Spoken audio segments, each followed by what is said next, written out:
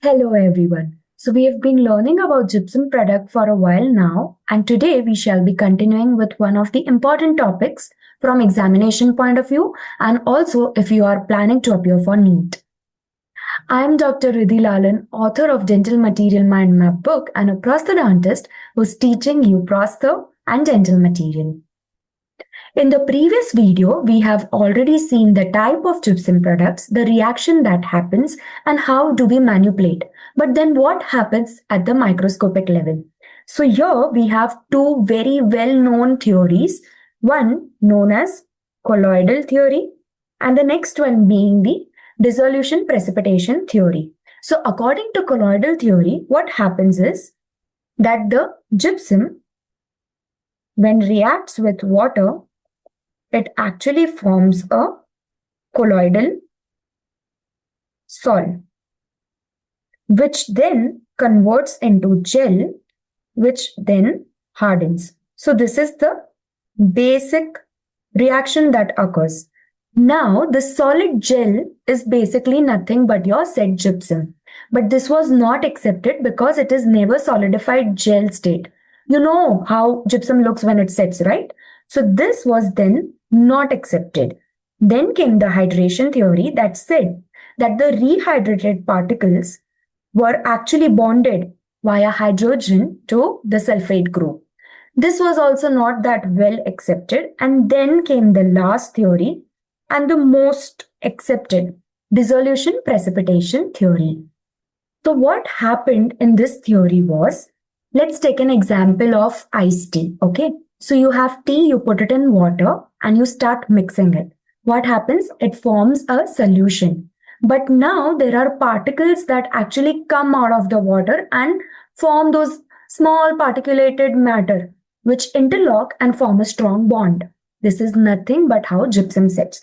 But to be more specific, how hemihydrate and dihydrate react, let's just talk about them. So what happens is, so let's denote hemihydrate by HT and dihydrate by DD. Okay, hemihydrate's affinity is more when compared to dihydrate. What is going to happen that when hemihydrate is mixed with water, there's going to be a fluid workable suspension that is formed. Now, the affinity for dihydrate is less. So there is going to be a supersaturated solution by the time dihydrate will start mixing with the water. This leads to formation of more dihydrate, but it leads to precipitation of dihydrate molecule because the solution is already supersaturated. Now dihydrate comes out of the water. I told you, right? The particulated matter that comes out of the tea, it is simply like that. The supersaturated solution is basically unstable. And because of this, what is going to happen? The dihydrate solution has already come out. So the supersaturated solution now has more affinity for the reaction to occur.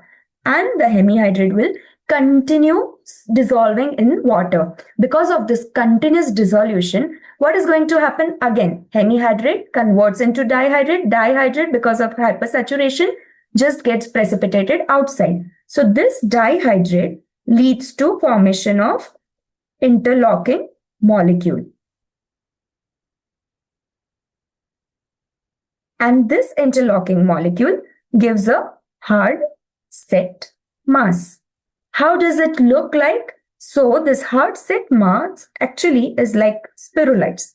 It just thickens and hardens over a period of time and gives a solid structure. This is the most accepted theory because the calcium reacts with water, forms dihydrate, it becomes supersaturated, so leads to precipitation. Again, the supersaturated solution has affinity, reacts with hemihydrate again, and this is nothing but a cycle that goes on and on until all the molecules have reacted with water. So I hope you understood this.